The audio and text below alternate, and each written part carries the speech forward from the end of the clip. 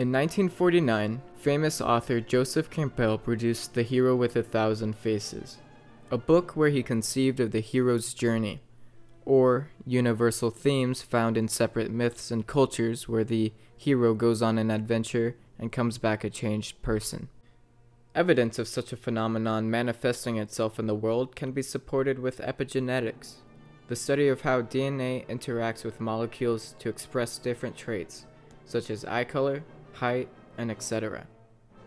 They are inherited, but some of which can be subject to change through your environment and lifestyle. Therefore, simply beginning to do push-ups every day would technically be considered embarking on an adventure. That's where The Hobbit comes in, where Tolkien takes us through the adventure of Bilbo Baggins, who learns more profoundly the nature of responsibility. In the beginning of The Hobbit, we find Bilbo akin to Shire life, resembling his father's side, the Bagginses. The Bagginses are described as rich and to not go on any adventures or do anything unexpected. You could tell what a Baggins would say before he said it. Quite contrary to his mother's side, the Tooks, who are infamous for their adventures, as well as less respected in the Shire community. With that in mind, we're following Bilbo Baggins's hero's journey. Now, Campbell was influenced by many people, one of which will also be described in the video, as well as his ideas. His name was Carl Gustav Jung, who went on to found a school in psychoanalysis called analytical psychology, where the focus is placed on the role that symbolic and spiritual experiences play on human life. It rests on Jung's theory of archetypes and the existence of a deep collective unconscious, that Jung commented on by saying, "From the unconscious, there emanate determining influences, which, independently of tradition, guarantee in every single one of us a similarity and even a sameness of experiences, as well as the way it's represented imaginatively." Jung also theorized that universally inside of our psyches were the archetypes, which stemmed from the collective unconscious. When Jung observed his patients through their dreams, he became aware of repeated types of situations and types of individuals that corresponded in their meaning. He stressed that the archetypes could oscillate between their meanings. Before we can analyze Tolkien's work, it's also important to be briefed on Jung's proposition of the anima and animus. Jung believed that inside of the male's unconscious lied the anima, which represented the deeper feminine part of men, while the animus represented the more masculine side of women, both commonly projecting this on their counterparts unconsciously. Within the unconscious also lies the shadow of the individual, where certain personality traits that triggered negative feedback and even punishment from others has been suppressed and even pushed down into one's unconscious. However, the shadow isn't only composed of negative traits. Rather, in the process of over-identifying with their persona, often people reject personality traits because they don't align with the trend in society. Jung believed it was crucial to bring elements of your shadow to light and getting rid of unwanted behavior. Therefore, the more important unconscious contents, which are assimilated to the conscious, the closer to becoming an individual. This process Jung called individuation.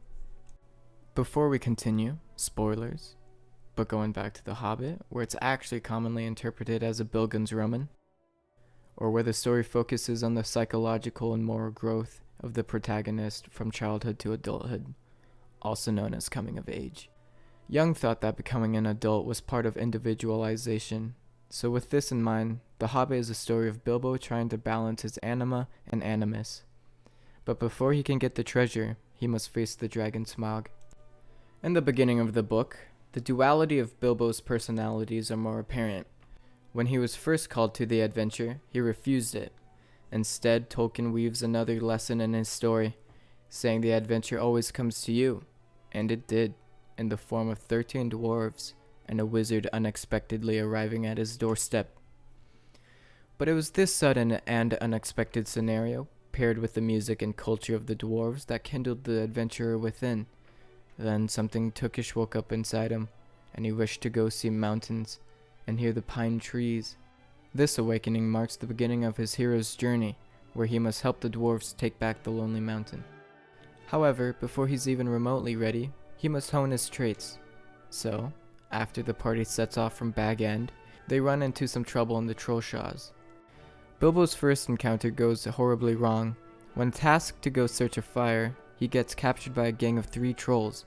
In the infancy of Bilbo's character, we can see that Bilbo actually contributes nothing to the confrontation, and even needs to be saved, leading to the capture of the company. As far as his personality goes, however, Bilbo still wins, as he stepped out of his comfort zone into the unknown, increasing his courage. In life, you learn that in order to grow, you must fail. Another interesting part of the Trolls is how Tolkien intertwined his philosophy on how it is always evil, that which destroys evil. So full of anger and forgetful, they argue until the dusk rises to dawn, turning them to stone. The party also happens across their den and finds some treasure in ancient swords. After this, they arrive in Rivendell in pursuit of wisdom and advice from the esteemed Elrond. It's here where they learn of a hidden passage into the mountain that opens on a significant day to the dwarves called Durin's Day. It's also here where Tolkien first infers to a higher power guiding the company. As they arrive on the very same day, letters on their map can be read. After a short rest, the group continues their adventure traversing over the steep cliffs of the Misty Mountains, when, due to a storm, they seek shelter in a cave. Disastrously, that cave had been an entrance to a society of depraved and diabolical goblins only referred to as Goblin Town. Thankfully, Gandalf was able to slip away in the initial confusion, being able to save Thorin only seconds before being eaten whole. However, everyone isn't to escape together. Instead, Bilbo is separated from the company, falling into one of the infinite caverns under the mountain. Bilbo wakes up in pitch black and ends up just giving in to misery. After a while, he decides to take control of himself and find a way out. Guiding him is his magical elvish dagger that glows when orcs are near. This venerable weapon also brings Bilbo a little comfort, for it makes him feel fiercer. He also happens on a golden ring, and without really noticing it, slips it into his pocket. Continuing on in dread, Bilbo makes his way into an underground cavern, with a lake making up most of it. In the eye of the lake, a small island houses a creature known as Gollum. Tolkien described Gollum as dark as darkness, yet emphasizes his misery and sadness in life. In a Jungian perspective, this is Bilbo facing his shadow, as Bilbo and Gollum are actually just 2 sides of the same coin. Gollum lives a life of voraciousness and perpetual loathing, while Bilbo lived a life of small comforts and a deep contentment. According to Jung, the shadow is something everyone possesses. Those who fail to illuminate parts of it become easy prey to predators. To accept your shadow, you must first accept the capacity to do evils in you and all of us. It's often through a collective ideology where social atrocities are allowed to occur. Therefore, without integrating one's shadow, you lose a sense of self and confidence, instead trying to find meaning and validation through pleasing others. Bilbo beats and antagonizes Gollum by bending the rules of the game and stealing his ring, misbehaving in a sense. See, even though the shadow normally represents things we don't like in others and can't see in ourselves, such as aggression, greed, deceit, sometimes it can behoove the individual in the progression. Again, it is evil that takes down evil.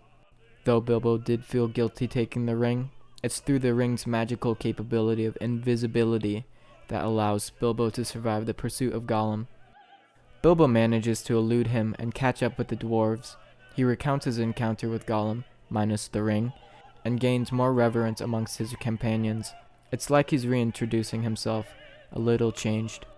No time for rest yet, as the goblins and wolves of the mountain track them down in their attempt of escape to the edge of a cliff. They're able to escape, however, with some giant eagles that Gandalf happened to be friends with. The eagles drop them off at the borders of a mysterious shapeshifter, who can take the form of a giant bear or a giant man named Beorn. It's through these chapters where Bilbo learns that the unknown is what can't be controlled, therefore not necessarily evil.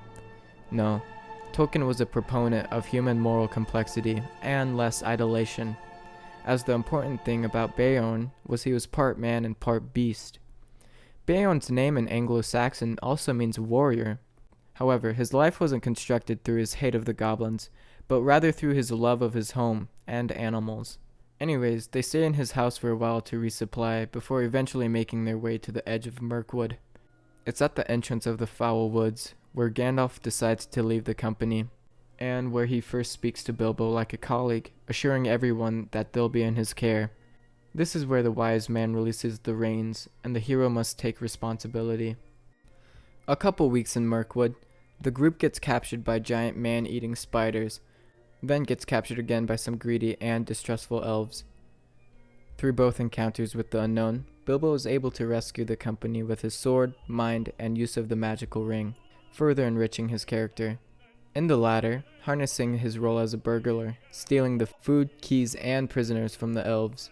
The group then find themselves at Lake Town, where Thorin convinces the people he is the true-born king of the mountain, and they shower the company with supplies, gifts, and praise. During the partying, it's only Bilbo who doesn't seem cheerful, the shadow of the mountain still looming over him. This marks maturation, as Bilbo was still privy to the existence of the dragon. Nevertheless, after some days, Bilbo and the dwarves set off on their final task. During their ascension, again it's only Bilbo acting rationally.